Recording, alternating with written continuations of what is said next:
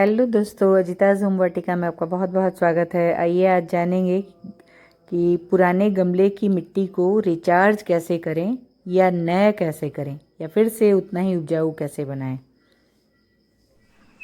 आइए देखते हैं। दोस्तों, ये मैंने मिट्टी तैयार करके रखी है और इसे मुझे बोरी में भरना है अभी। और ये सारी मैंने भर के रख ली है, कुछ बोने के लिए बिल्कुल रेडी है, कुछ DIY बनाने के लिए ये दफ्ती के डिब्बे हैं और ये जो प्लास्टिक का पेंट का डिब्बा दिख रहा है इसमें मैं पौधे लगाने वाली हूँ। तो ये भी सारी मिट्टी को इसी में एडजस्ट करना है। और अभी बस पुरानी मिट्टी को नई करने का तरीका और मिट्टी को रिचार्ज कैसे करें। इस बार मैंने एक नई चीज़ ली है, ये सब सारे देखो तैयार करके रखे हैं। मिट्टी में इस बार मैंने धान की भूसी मिलाई। ये देखो मेरी ऐसे ही सुखाई हुई सिंपल मिट्टी है। अब इसको मुझे तैयार करना है। ये गोबर का खाद है और ये धान की भूसी है, पुरानी मिट्टी की ही है। ये गमले में भी ये क्यारी को तो पलट नहीं सकते, तो इसके साथ भी मैंने वही किया है। क्यारी को पूरा प्लाऊ कर लिया है, जैसे किसान खेत जोता है, मैंने अपने क्यारी को पूरा अच्छे से उलट पुलट की मिट्टी कर ली है। और इसी तरह मैं गमले की मिट्टी को भी तैयार करने वाली हूँ। आओ देखो कि पुराने गमले की मिट्टी को नया कैसे करते हैं, ये जानते हैं आज। ये एक अपने ग्रो बैग को लेते हैं और देखो उसको कैसे रिचार्ज करते हैं।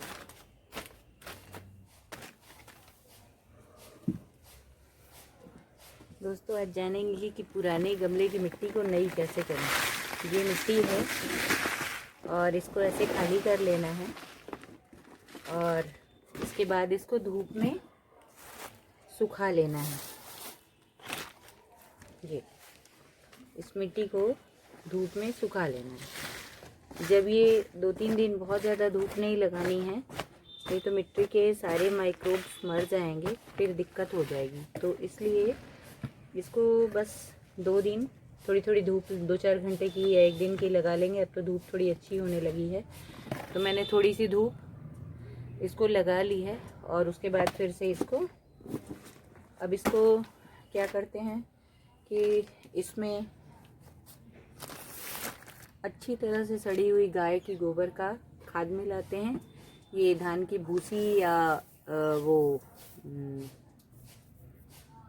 कोकोपीट मिलाते हैं। तो कोकोपीट चूँकि बहुत महंगा होता है और उसका बहुत ज़्यादा फ़ायदा नहीं है सिर्फ मिट्टी को हल्का करने के अलावा, और बारिश के दिनों में वो नुकसानदायी ही होता है हमारे, क्योंकि नमी को होल्ड करके रखता है।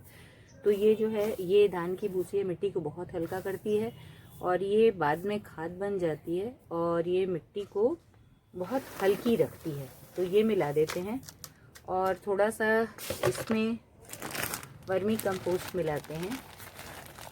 गाय का गोबर है तो बहुत ज़्यादा इसकी ज़रूरत नहीं है, पर मुझे लगता है कि थोड़ा सा मुझे मिला देना चाहिए।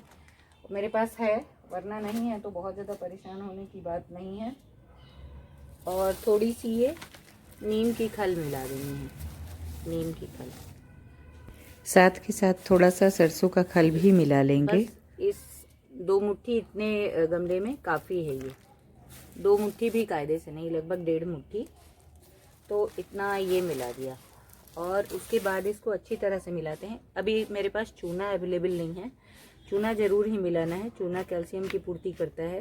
1 चम्मच सिंगल सुपर फॉस्फेट भी मिलाते हैं, अगर नहीं है तो कोई बात नहीं। मैंने बना रखा है, ये गाय के गोबर में थोड़ा बहुत कुछ निकलता है। गाय की गोबर का जो खाद होता है उसमें ये मिलता है। और लोग चालते हैं पर मैं नहीं चालती, क्योंकि उससे क्या होता है, मिट्टी का ये बुरबुरापन बना रहता है। ऐसे 1-2 ये जो रहते हैं, तो गाय के गोबर हल्के होते हैं, धीरे धीरे वो 1-2 रहते हैं। इसको बहुत ज़्यादा चालने की ज़रूरत नहीं है। बहुत से लोग चालते हैं पर मैं नहीं चालती और मेरी ठीक अच्छी उपज होती है। तो ये देखो आप, ये पुराने जो जड़ लगी हुई थी, इसमें सोया मेथी वगैरह लगा हुआ था, तो उसकी ये जड़ है और इससे कोई दिक्कत नहीं है। ये गाय का गोबर ही है। तो ये बिल्कुल भी ऐसे बिल्कुल बुरबुरा है बहुत ज़्यादा, इसमें ऐसा कुछ नहीं करना है। इसमें थोड़ी सी ट्राइकोडर्मा मिलाना है। मेरे पास अभी ट्राइकोडर्मा है नहीं, मैंने ऑर्डर किया है, 2-4 दिनों में आ जाएगा, तो फिर मैं इसमें अलग से मिला दूँगी ट्राइकोडर्मा और चूना और थोड़ी सी हल्दी।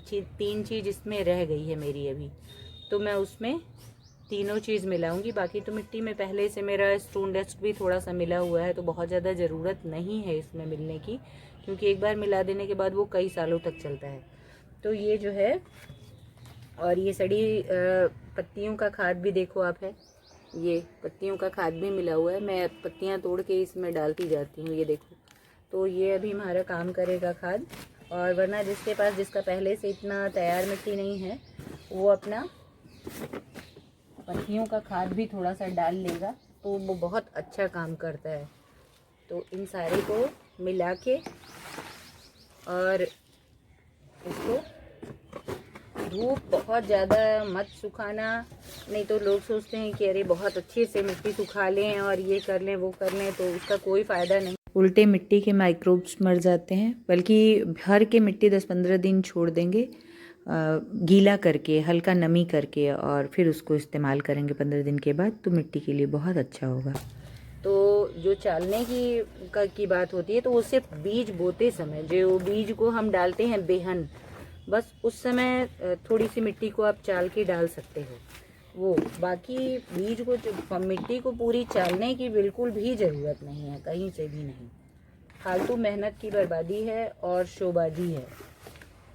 हाँ, आप बीज लगाते समय डाल सकते हो, क्योंकि बीज बहुत नन्हे नन्हे होते हैं। जैसे ये है तो बहुत हल्का, और पर इसके अंदर से इतना से बीज निकलने में थोड़ी सी दिक्कत होगी, तो इसलिए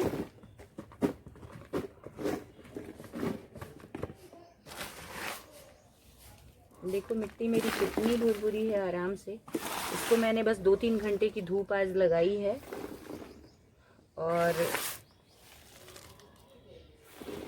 बस मेरी मिट्टी तैयार है। इसमें मैं लोबिया बोने वाली हूँ, और लोबिया के लिए इतनी ऊंचाई इनफ होती है, बहुत ज़्यादा लोबिया के लिए ऊंचाई की ज़रूरत नहीं पड़ती। देखो ऊपरी लेयर में मैंने थोड़ा सा ज़्यादा धान की भूसी वाला हिस्सा जो ऊपर की लेयर में रखा है, ताकि मिट्टी मेरी हल्की रहे, और ताकि बीज जो है, जो पौधे लगाएं, वो आराम से नीचे जा पाएं। ये 1-2 जो बचे हुए हैं मेथी के, 2 घंटे की धूप में ऐसा तो कुछ मरता नहीं है वो, तो वो ऊपर ही है। इसमें मैं लोबिया बोने वाली हूँ। ये मेरी मिट्टी, थोड़ा सा इसमें बोन मील भी डालना है। बोन मील मैंने पहले से डाल दिया था, इसलिए वो नहीं है। बोन मील जो है स्लो रिलीज फर्टिलाइज़र है, तो वो धीरे धीरे आपको ये मिट्टी को, पौधों को कैल्शियम, फास्फोरस सबकी पूर्ति करता रहेगा धीरे धीरे। बहुत ज़्यादा एक साथ उसमें डालने का कोई वो नहीं है। ये ऊपर ऊपर से जो थोड़े से हैं ना, मैं इनको निकाल लेती हूँ। ये गाय के गोबर ही हैं, पर इनको निकाल लेना बेहतर है।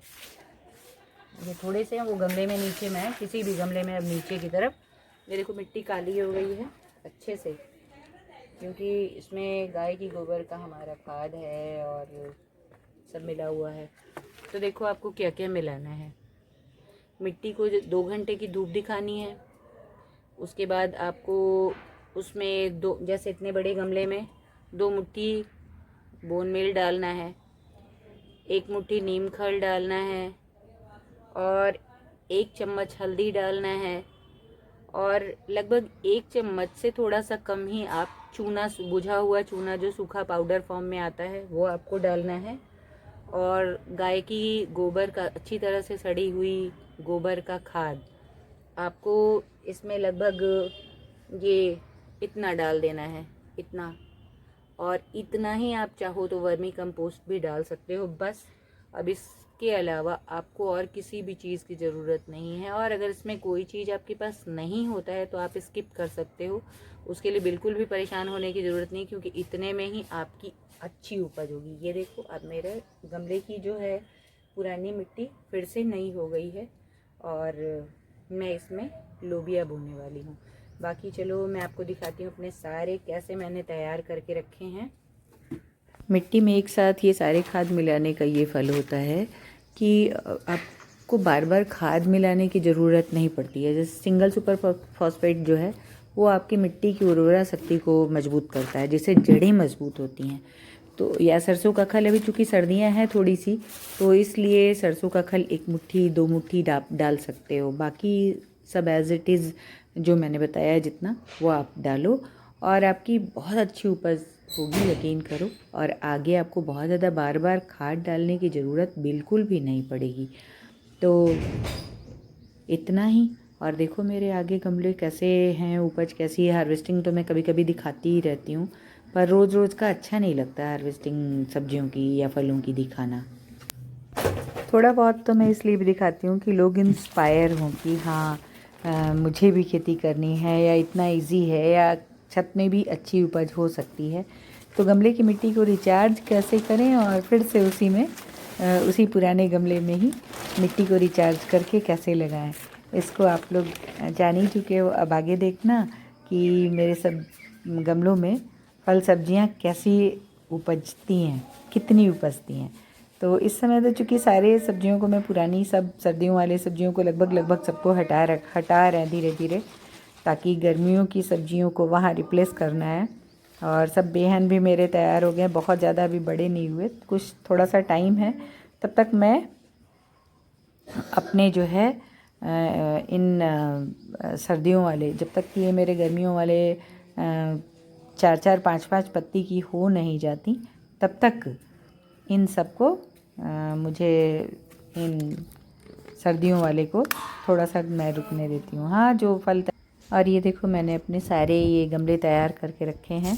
पुराने गमले ही हैं, उनको पलट के उसमें इसी तरीके से सबको नया करके रखा है। पसंद आए तो लाइक सब्सक्राइब।